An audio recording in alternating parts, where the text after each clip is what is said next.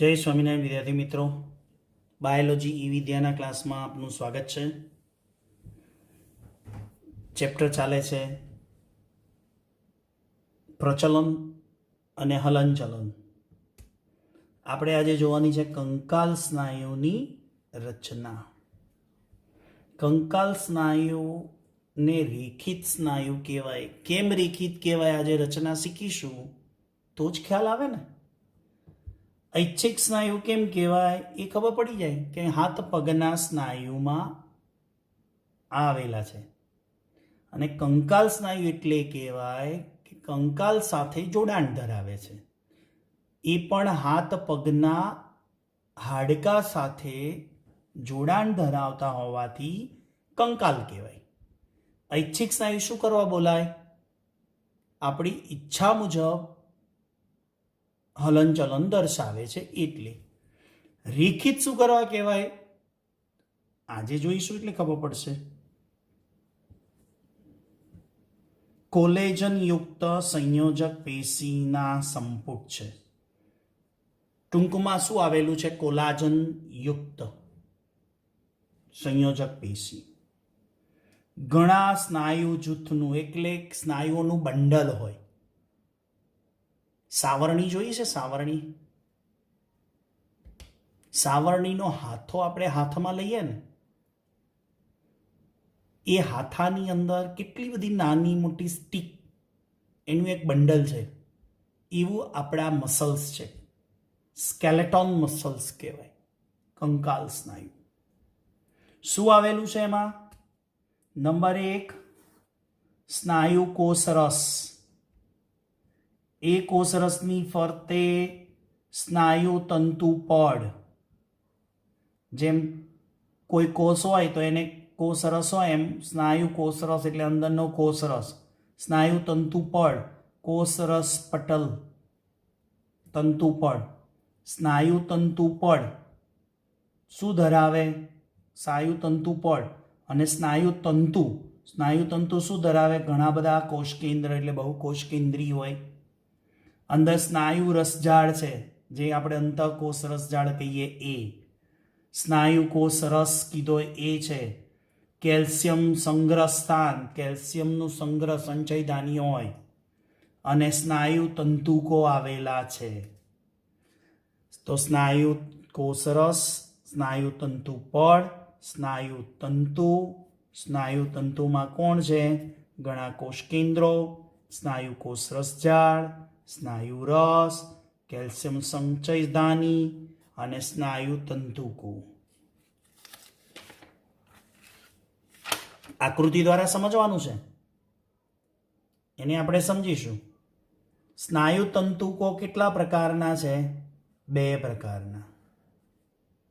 ए 2 प्रकारना बीम धरावे। चलो पहलुं कयुं बीम छे? ए बीम छे।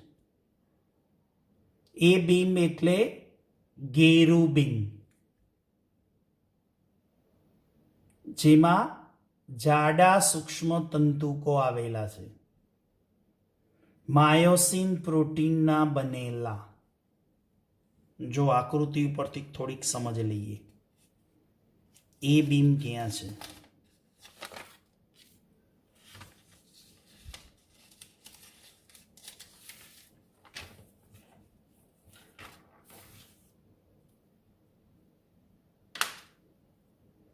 जो आखी रेखित स्नायुनी रचना आकृति साथे तैयार करवानी।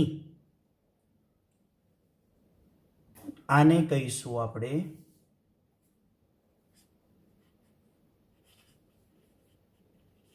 स्नायु तंतुपड। एटले आ स्नायु तंतुपड छे। ओके, आनी अंदर आ छे कोष केंद्र। आने आपणे कहीशुं स्नायु कोषरस। तो आ थयुं स्नायु तंतुपड, आ थयुं कोष केंद्र, आ थयुं स्नायु कोषरस। आने कहेवाय એ બીમ. આ એ બીમ છે ને, જો. ઓકે, એ બીમ. તો પાછા આવો આ વિડીયોમાં, પેપરમાં. એ બીમ એટલે ઘેરા બીમ, એની અંદર છે જાડા સૂક્ષ્મ તંતુકો, અને એ શાના બનેલા હોય? માયોસિન પ્રોટીનના બનેલા છે. ઘેરું બીમ કહેવાય, જાડા સૂક્ષ્મ તંતુકો છે અને માયોસિન પ્રોટીનના બનેલા છે. બીજું છે આઈ બીમ, આઇસોટ્રોપિક કહેવાય. શું બોલાય? આઇસોટ્રોપિક. ઝાંખા બીમ, પાતળા સૂક્ષ્મ તંતુકો અને એક્ટિનના બનેલા. જો આકૃતિમાં, આને કહીશું આપણે એ બીમ. ઓકે, હવે એના પછી તમને આ દેખાય છે,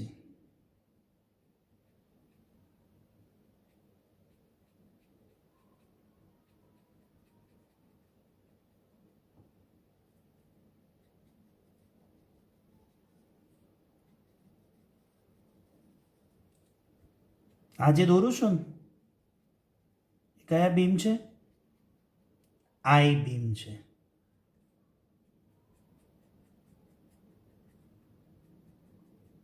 આ આઈ બીમ.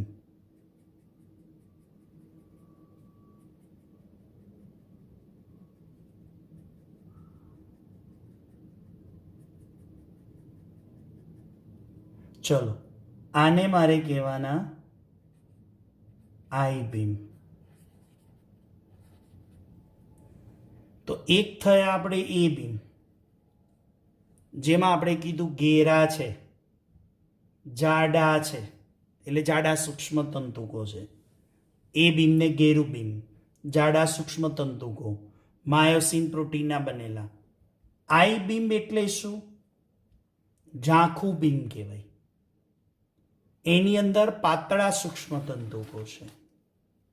ઝાંખું બીમ, પાતળા સૂક્ષ્મ તંતુકો અને શાના બનેલા? એક્ટિનના. યાદ રાખજો, આમાં એ બીમમાં જે સૂક્ષ્મ તંતુકો છે માયોસિનના છે, આઈ બીમમાં છે એ એક્ટિનના બનેલા છે. એક્ટિન અને માયોસિન બંને પ્રોટીન છે. શું છે? બંને પ્રોટીન છે.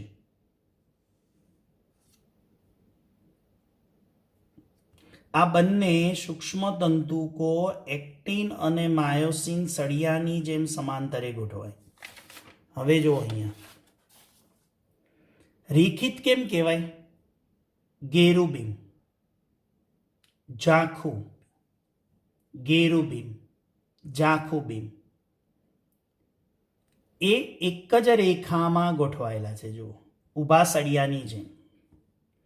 એ બીમ, આઈ બીમ, એ બીમ, આઈ બીમ, એ બીમ, આઈ બીમ, એ બીમ, આઈ બીમ છે ને, એટલે બોલાય રેખિત સ્નાયુ. ઊભી રેખાની જેમ ગોઠવાયેલા છે. ચલો,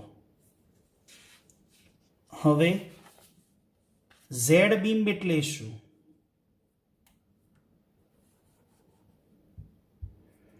જેને આપણે કહીશું સ્નાયુ તંતુક ખંડ કહીશું. બે ક્રમિક ઝેડ રેખા વચ્ચેનો વિસ્તાર. યાદ રાખો, હમણાં બતાવો આકૃતિમાં. બે ક્રમિક કઈ રેખા? ઝેડ રેખા વચ્ચેનો વિસ્તાર. આઈ બીમની મધ્યમાંથી ઝેડ રેખા પસાર થાય. આઈ બીમની મધ્યમાંથી ઝેડ રેખા પસાર થાય તો ઝેડ બીમમાં શું આવ્યું? એક પૂર્ણ એ બીમ અને બે અપૂર્ણ આઈ બીમ આવ્યા. જો હવે આપણે આકૃતિ, આ છે એ બીમ, આ છે આઈ બીમ.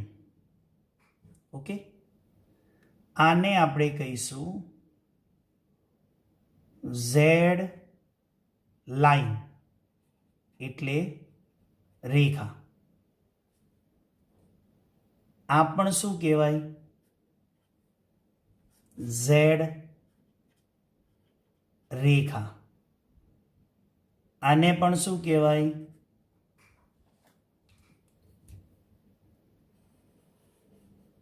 Z line. આ ઝેડ લાઈન. આ ઝેડ લાઈન જો ક્યાંથી પસાર થાય છે? આઈ બીમની મધ્યમાંથી. આઈ બીમની મધ્યમાંથી. આઈ બીમની મધ્યમાંથી. કન્ટિન્યુ ચાલુ જ હોય આવા આગળ. તો આ આઈ બીમની મધ્યમાંથી જે પસાર થાય છે એ ઝેડ રેખા, જેને શું બોલાય? ક્રાઉઝની કલા. શું બોલાય? બ્લાઉઝ નહીં, ક્રાઉઝની કલા. ઝેડ રેખા એટલે ક્રાઉઝ કલા કહેવાય. તો હવે જો આ બે ઝેડ રેખા વચ્ચેનો વિસ્તાર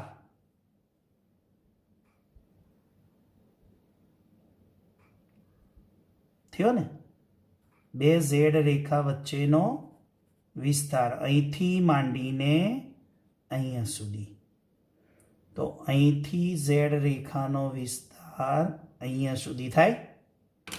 તો આ ભાગમાં જો એ બીમ આખું છે, પૂર્ણ એ બીમ, અને બે અપૂર્ણ શું છે? આઈ બીમ. આને કહેવાય સ્નાયુ તંતુક ખંડ. એક પૂર્ણ એ બીમ અને એની બંને બાજુ બે અપૂર્ણ આઈ બીમ, એને કહેવાય સ્નાયુ તંતુક ખંડ. અથવા આટલા ભાગને શું કહેવાય? ઝેડ બીમ કહેવાય. શું કહેવાય? Z beam. તો આ પણ શું થયું? ઝેડ બીમ થયું.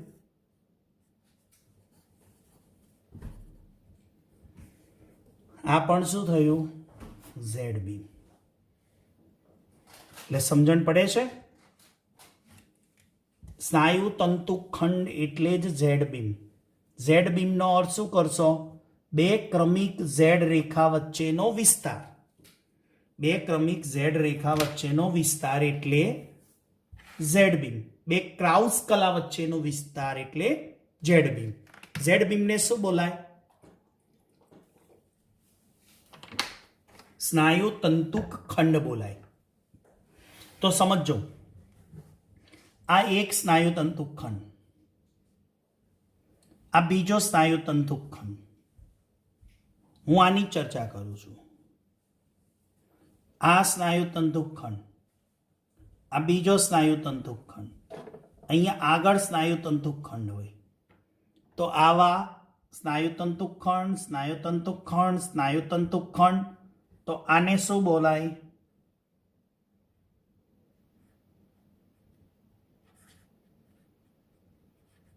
સ્નાયુ તંતુક કહેવાય. તો આ પણ શું થયું? સ્નાયુ તંતુ. આ પણ શું થયું? સ્નાયુ તંતુ. આ પણ શું થયું? સ્નાયુ તંતુક. એટલે આ બધા શું થયા? સ્નાયુ તંતુક, સ્નાયુ તંતુક, સ્નાયુ તંતુક, સ્નાયુ તંતુક. તો સ્નાયુ તંતુક ભેગા થઈને શું બનાવે? સ્નાયુ તંતુ બનાવે. અને આ આખું એક સ્નાયુ તંતુ છે. આવો બીજું સ્નાયુ તંતુ અહીંયા હોય, ત્રીજો સ્નાયુ તંતુ અહીંયા હોય. શું કહેવાય? સ્નાયુ કહેવાય. સાવરણીની રચના સમજો. આ ઝેડ બીમ, આ ઝેડ બીમ. આવા એક લાઈનમાં કેટલા ઝેડ બીમ આવે? ઘણા બધા. આ ઝેડ બીમ એટલે સ્નાયુ તંતુક ખંડ. સ્નાયુ તંતુક ખંડ આ એક શું બોલાય? સ્નાયુ તંતુક. તો સ્નાયુ તંતુકમાં ઘણા બધા ઝેડ બીમ આવે. અને આવા શું ભેગા થયા? સ્નાયુ તંતુક, સ્નાયુ તંતુક, સ્નાયુ તંતુક, સ્નાયુ તંતુક. સ્નાયુ તંતુકો ભેગા થઈને શું બનાવે? સ્નાયુ તંતુ. આ સ્નાયુ તંતુની ફરતે શું આવેલું હોય? સ્નાયુ તંતુ પડ. એની અંદર શું આવેલું છે? કોષ કેન્દ્રો. ઘણા બધા કોષ કેન્દ્રો છે જુઓ. અને બીજું શું હોય? સ્નાયુ કોષ રસ. સમજણ પડી ગઈ? આને કહેવાય રેખિત સ્નાયુ, કંકાલ સ્નાયુની રચના. That's clear? હવે આ સમજવું છે, એને આપણે હવે સમજીએ.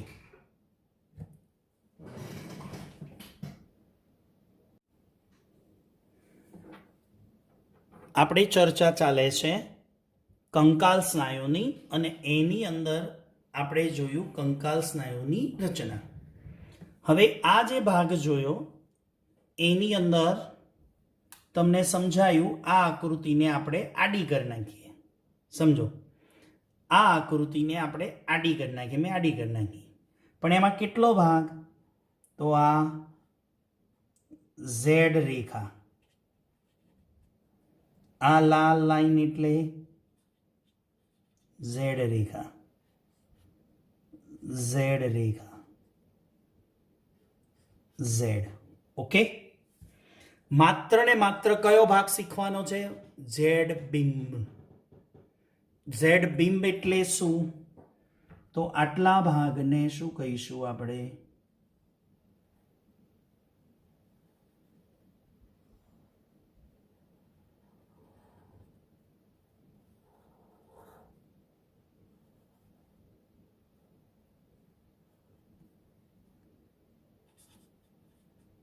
સ્નાયુ તંતુક ખંડ. શું બોલીશું? સ્નાયુ તંતુક ખંડ. આ બે ક્રમિક ઝેડ, આ બે ક્રમિક ઝેડ છે, આડી કરી છે. શું બોલીશું? સ્નાયુ તંતુક ખંડ. હવે શું છે એમાં જુઓ, હમણાં આગળ ચર્ચા ચાલી એ વખતે કે એક પૂર્ણ એ બીમ હોય અને બે અપૂર્ણ આઈ બીમ હોય.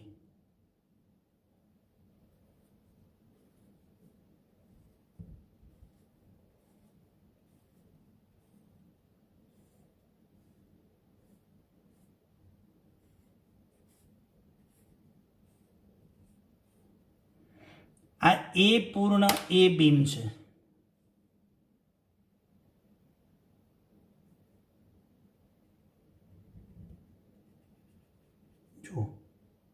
જોજો વિદ્યાર્થી મિત્રો, શાંતિથી સમજજો. આ આવડશે ને તો આના ઉપર ડીપમાં થિયરી છે કેવી રીતે સંકોચન વિસ્તરણ થાય. ઓકે,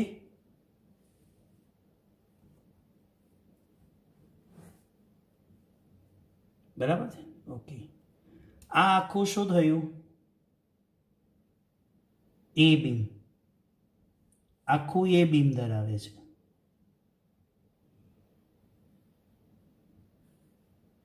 હું આને શું કહીશ? બ્લુ લાઈન છે ને એ બીમ કહીશું. તમને હવે આ એ બીમની વચ્ચે આ બ્લુ લાઈનની અંદર આ કેસરી લાઈન દેખાઈ ગઈ.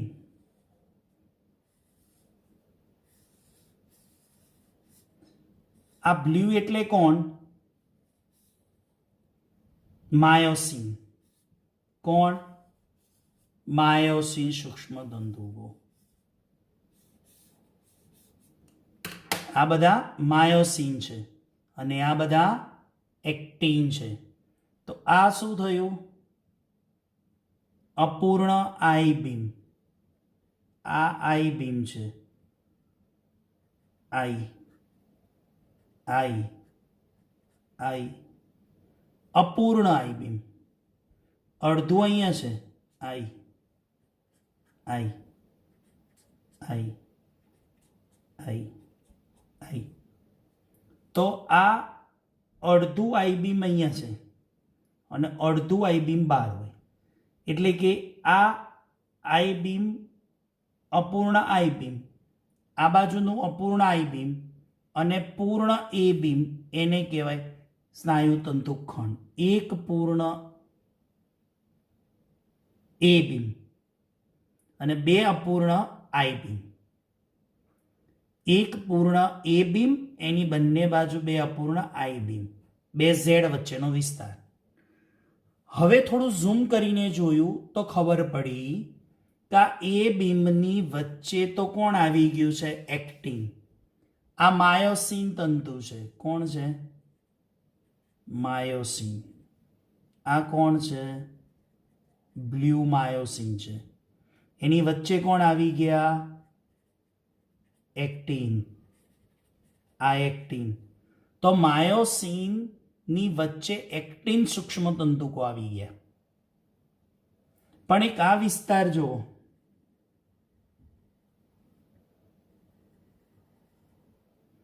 આ વિસ્તાર પ્યોર માયોસિન છે. કેવો છે? Pure myosin. આને કહેવાય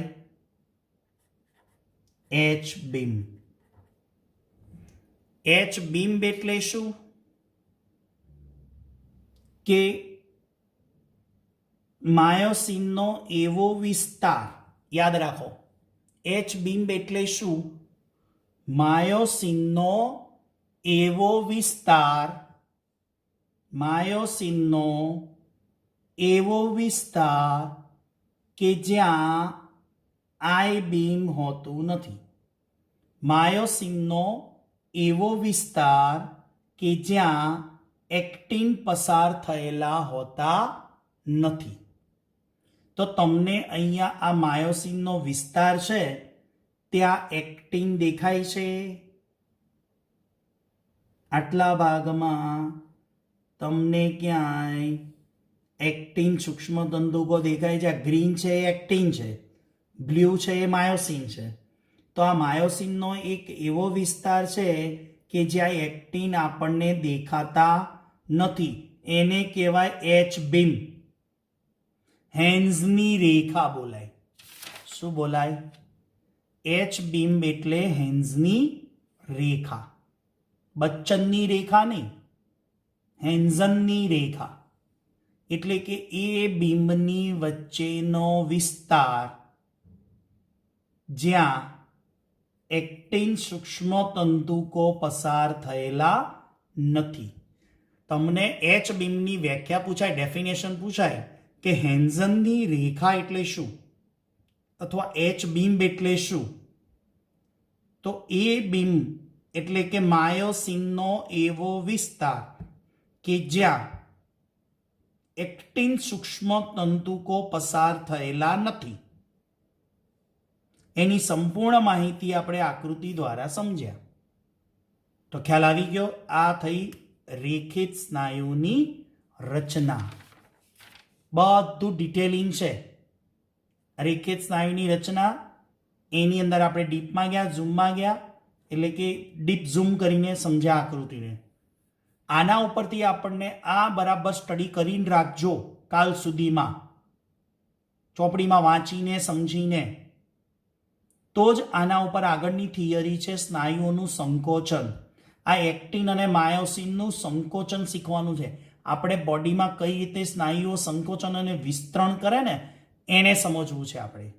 એના માટે તમારે આ થિયરી પાકી કરવી પડશે, આને બરાબર સમજવી પડશે. તો આવતા વિડીયો લેક્ચરની અંદર આપણે સ્નાયુ સંકોચન ક્રિયાવિધિને સમજીશું. ત્યાં સુધી સૌને જય સ્વામિનારાયણ.